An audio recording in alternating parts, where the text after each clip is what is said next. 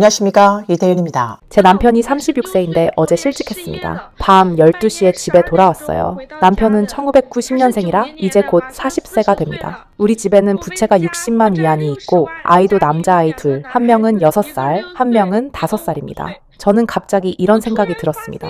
바쁘게 살아온 지난 10년이 결국 아무것도 남지 않은 게 아닐까? 남편은 토목업계에서 10년 넘게 묵묵히 성실하게 일했지만 사회보험도 없고 휴가도 없고 퇴직 보상금도 없습니다. 그리고 지금은 하룻밤 사이에 모든 게 해방전으로 돌아가 버린 상황입니다. 우리 집은 한 달 생활비만 해도 적어도 5자릿수는 들어가는데 앞으로 우리는 어떻게 해야 할까요? 8위안이면 되는 거지? 그럼 이 위안만 거슬러줘. 저는 한 소녀가 오랫동안 그 자리에 앉아있는 걸 보고 있었습니다. 그 아이는 밥을 사 먹기 위해 8위안이 필요했어요. 그런데 제가 잔돈이 없어서 10위안을 꺼내주며 이 위안을 거슬러 달라고 했습니다. 누군가를 도울 수 있어서 정말 기뻤고 마음이 매우 따뜻해졌습니다. 앞으로도 일상 속에서 힘이 닿는 한 도움이 필요한 사람들을 도우려고 합니다. 학생, 2위안 거슬러줘. 오늘 저녁은 먹었어?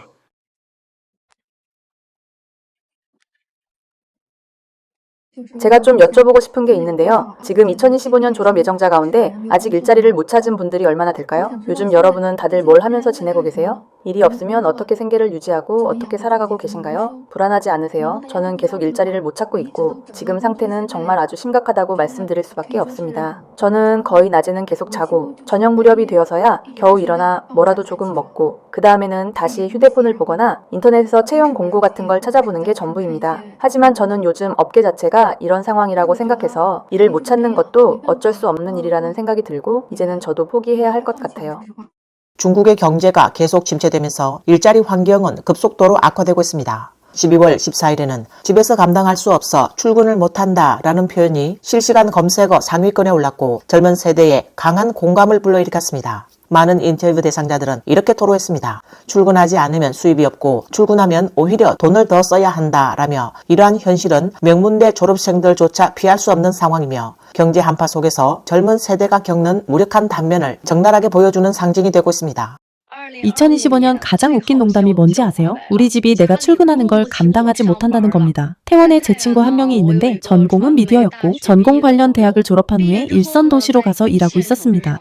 블로그는 이 친구의 월급은 5,000위안에 불과하지만 월세, 수도세, 전기세, 통신비 등 각종 고정비를 제외하고 식비, 교통비 등 일상적인 지출까지 합치면 총 지출이 8,000위안을 넘어선다고 합니다. 그 결과 매달 3,000위안을 집에서 보태줘야 겨우 생활이 유지되는 형편이라고 전했습니다. 어느 날 그 친구의 아버지가 이렇게 말씀하셨답니다. 아들아, 이번 설에는 그냥 집으로 돌아오렴. 아빠가 더 이상 네가 출근하는 걸 감당할 수가 없구나. 예전엔 네가 학생일 때 한 달 생활비가 1,500위안이면 됐는데 졸업해서 취직만 하면 이제 좀 숨통이 트이겠지라고 생각했단다. 그런데 이게 웬걸. 이제는 오히려 매달 1,500위안을 더 빌려서 총 3,000위안을 보내줘야 하니 우리 집은 정말 더는 너의 직장 생활을 감당할 수 없단다.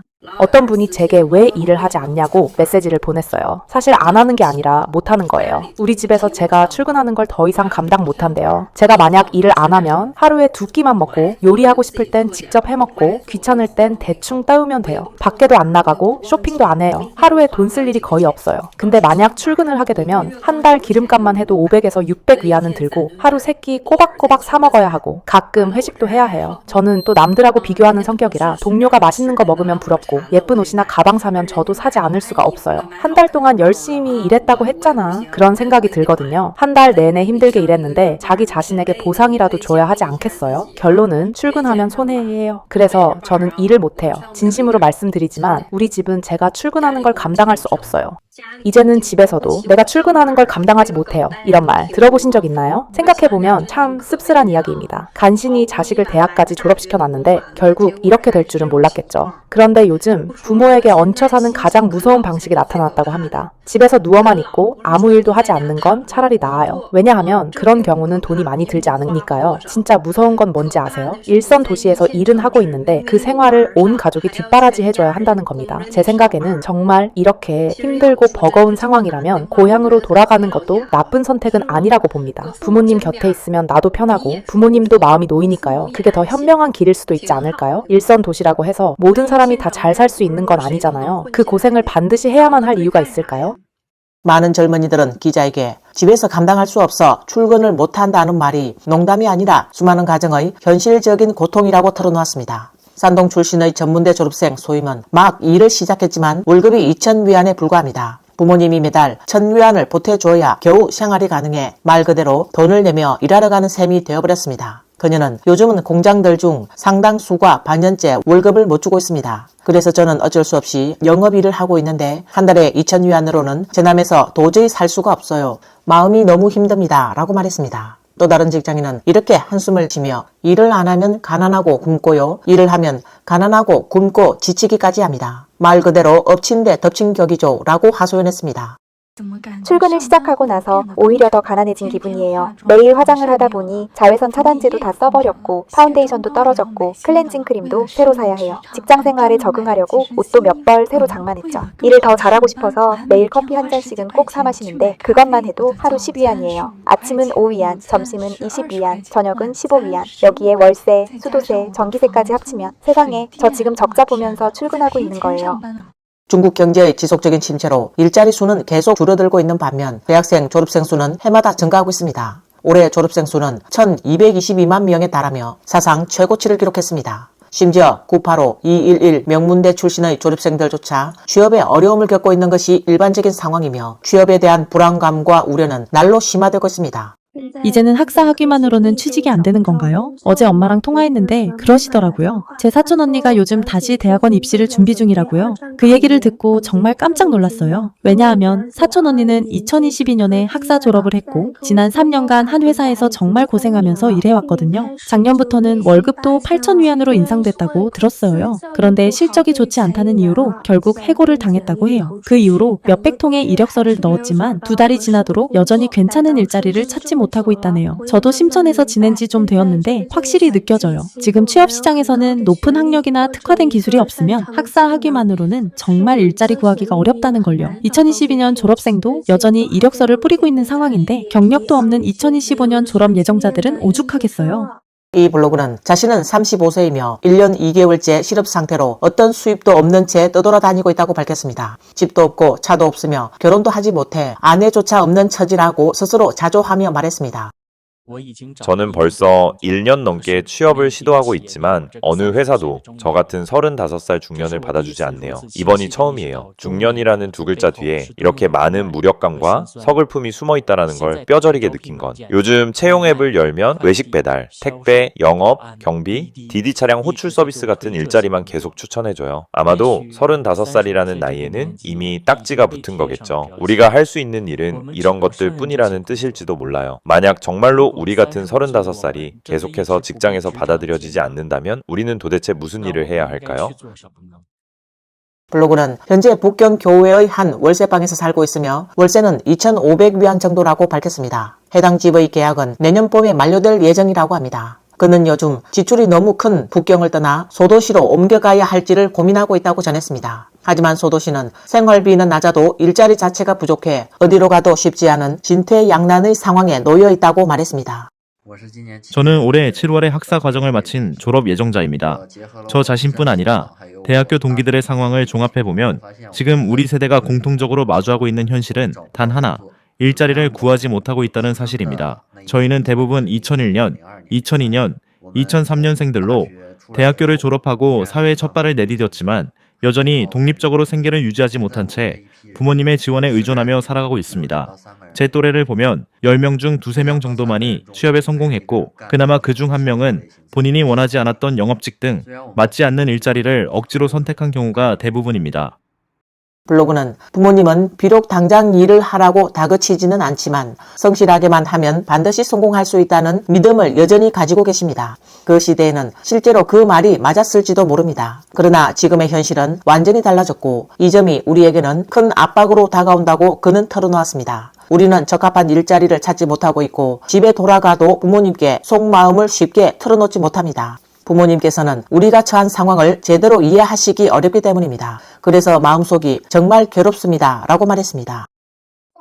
취업이 이렇게 힘들 줄 누가 알았겠어요. 신입 졸업생이 이렇게 일자리 구하기 어려울 줄은 정말 몰랐어요. 졸업하고 나온 지 벌써 일주일 넘었는데 회사 면접을 7, 8군데나 봤어요. 근데 다들 저한테 경력이 없다고 하더라고요. 저처럼 전문대 막 졸업한 사람이 무슨 경력이 있겠어요? 사람들은 대학만 졸업하면 쉽게 취업할 수 있을 거라고 생각하잖아요. 하지만 매년 졸업하는 대학생이 얼마나 많은데요. 우리 부모님도 아직도 대학만 졸업하면 국가에서 일자리를 나눠주는 줄 알아요. 하지만 요즘 고향에서 괜찮은 직장 구하려면 그건 거의 다 부모백이 있어야 해요.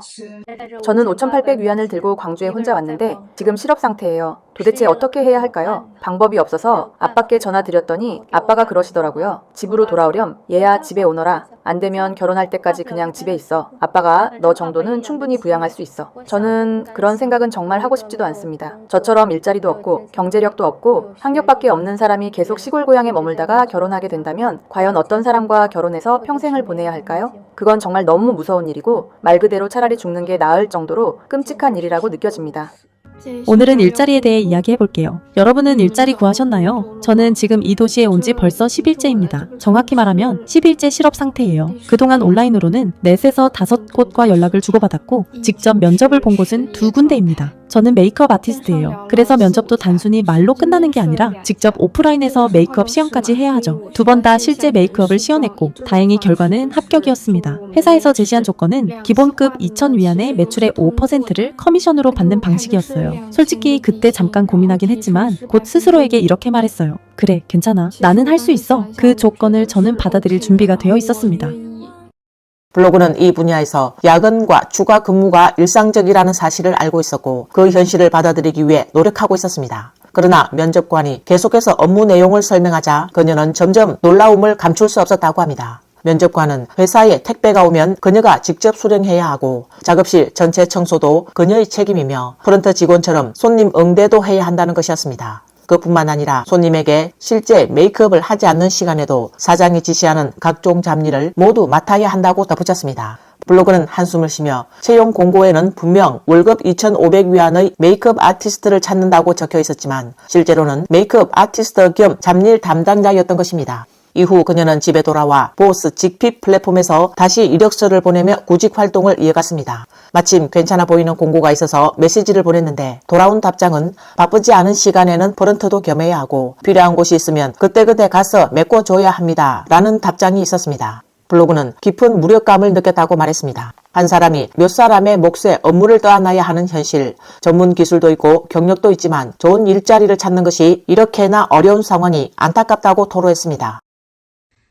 정말 속상하지만 인정할 수밖에 없습니다. 부모님도 이제는 저를 곱게 보지 않으시는 것 같아요. 이 집에 더 오래 머물 수가 없을 것 같습니다. 일도 없고 월급도 없고 대학원 시험은 떨어졌고 공무원 시험은 보기 싫고 거기에 오른쪽 다리까지 다쳐서 외출도 못하고 있습니다. 매일 집에서 먹고 마시고 자고만 있으니 제가 부모라면 저도 이런 자식을 좋게만 보기는 어려울 것 같아요. 불과 10여일 동안 부모님께 얹혀 지내 보니까 남의 집에 얹혀 사는 느낌이 어떤 건지 벌써 절실하게 느끼고 있습니다. 그녀는 내일 당장 학교로 돌아가서 본격적으로 취업 준비를 시작하기로 결심했다고 말했습니다. 결국 사람은 스스로 돈을 벌어야 하니까요. 성인이 되었는데도 수입이 없다면 집에서 괜히 눈치 보이고 잔소리를 듣는 건 어쩔 수 없는 일이라고 말했습니다. 그래서 그녀는 돈을 벌어야만 자신감도 생긴다고 생각하며 아직 다친 발이 완전히 낫지는 않았지만 무조건 내일 학교로 돌아가겠다는 결심을 굳혔다고 말했습니다. 설마 나만 아직까지 취업 못한 졸업 예정자는 아니겠죠? 진짜 몇 달째 찾고 있는데도 아직도 일자리를 못 구했어요. 지금 북경 상해, 광주 심천의 부모님들은 다들 느끼고 계실 겁니다. 내가 평생 모은 돈, 자산, 저축 결국은 전부 자식 뒷바라지에 쓰이겠구나 하는 걸요.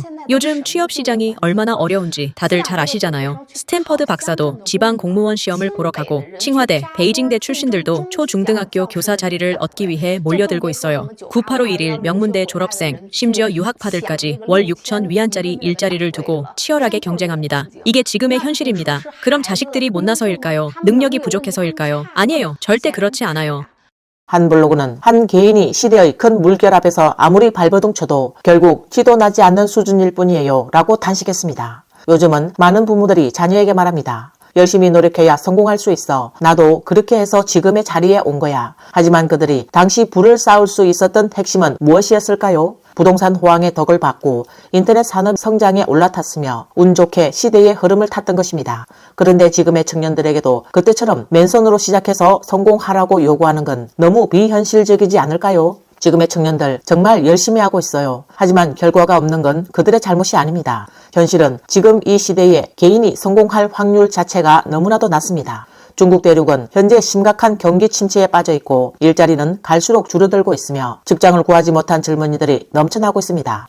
산동의 한 전문대 졸업생인 임 씨는 기자에게 그녀가 전공한 학과는 팬데믹 이전에는 인기가 많았고 공장에서 기술자로 일하면 월급이 7에서 8천 위안 정도 되었다고 합니다. 그녀는 올해 그녀가 다닌 공장에서 인턴 9개월 동안 월급이 겨우 700위안이었고 정식 직원이 된 뒤에도 월급은 고작 1,700위안에 불과했다고 합니다. 이토록 낮은 임금 때문에 그녀는 매달 부모님에게 1,000위안의 보조를 받아야만 했고 사실상 돈 내고 출근하는 것 같은 상황이었다고 합니다. 또한 그녀는 온라인 구인 공고에 적혀있던 5에서 6천 위안은 대부분 사실이 아니었고 실제로 손에 쥐는 돈은 2에서 3천 위안에 불과했으며 심지어 임금 체불이 자주 있었다고 지적했습니다. 그녀는 결국 고향 농촌으로 돌아갈 수밖에 없었다고 말했습니다. 임 씨는 저는 치과 의료기술을 전공했지만 2022년 이후 이 업계는 거의 붕괴 직전이에요. 임금도 극히 낮고 많은 병원은 반년 동안 월급을 주지 못하는 곳도 있어요. 라고 밝혔습니다. 치과 조수 일을 구할 수 없었던 그녀는 결국 판매직으로 전향했지만 월급은 한 달에 겨우 2,000위안에 불과했고 제남에서는 전혀 버틸 수 없는 수준이었다고 합니다. 정말 길이 보이지 않아요. 가족들도 저를 원망하기 시작했고 마음이 정말 너무 아파요. 라고 털어놓았습니다.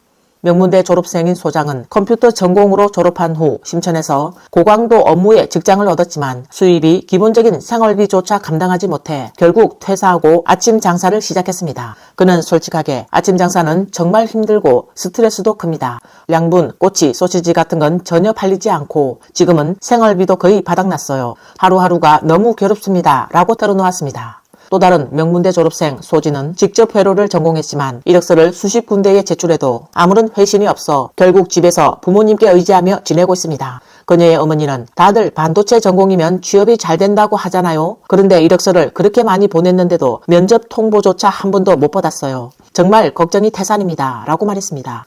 오늘 뉴스는 여기까지입니다. 시청해주셔서 감사합니다.